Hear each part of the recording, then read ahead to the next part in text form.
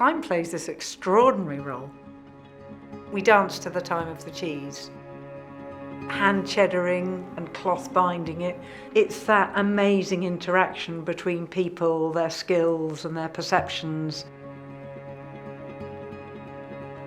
Once we've got the cheese in its beautiful muslin cloth, then the cheese matures. On the rind of a clothbound cheddar, you get this beautiful development of moulds from about a month old. But what's crazy and amazing is that those flavours impact right to the heart of the cheese. So there's something quite magical happening. The flavours belong to our farm. We didn't put them there. It's just what arises.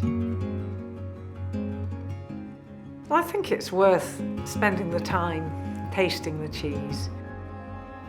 You get this lovely slow unfolding of the flavours. All that time then unfolds slowly on your palate as you're eating it. Time matters to us.